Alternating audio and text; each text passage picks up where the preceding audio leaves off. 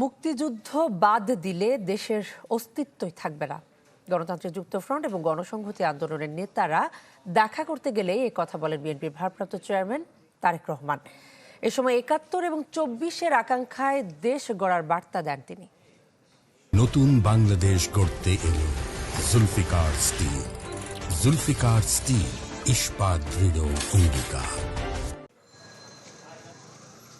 BNP chairperson Begum Khaleda জিয়ার প্রয়াণে ৭ দিনের দলীয় শোক কর্মসূচির শেষ দিনেও বিশিষ্টজনেরা শোক জানাতে যান চেয়ারপারসনের কার্যালয়ে।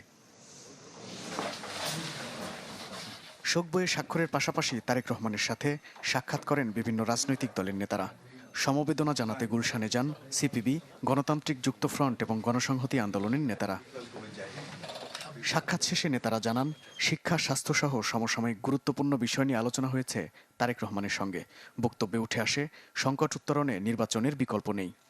বাংলাদেশের একটা নতুন গণতান্ত্রিক যাত্রা যাতে শুরু হতে পারে, যেখানে আসলে মানুষের অধিকার থাকবে, মানুষের ন্যায্যতার ভিত্তিতে তার বিবেচনা হবে, এই সমস্ত জায়গা নিয়ে আমরা আলাপ আলোচনা করেছি। নির্বাচন কোনো বিকল্প নেই এই মুহূর্তে, কেননা একদিকে যেমন ন্যায় বিচার মানুষের দাবি, তেমনি সংস্কার তো মানুষের গুরুত্বপূর্ণ আকাঙ্ক্ষা।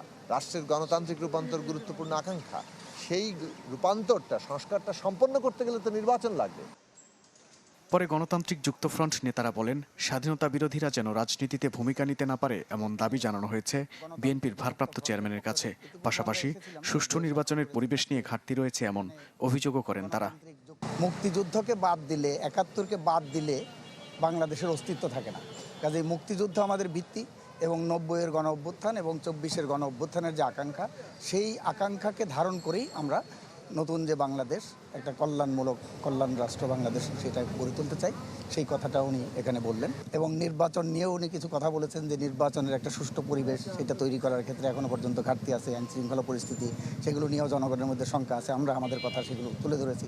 এদিন প্রধান উপদেষ্টার একান্ত সচিব এম খায়রুল ইসলামও শোকবার্তা নিয়ে আসেন গুলশানে বিএনপি চেয়ারপারসনের কার্যালয়ে। মাহবুবুর রহমান, চ্যানেল 24, ঢাকা।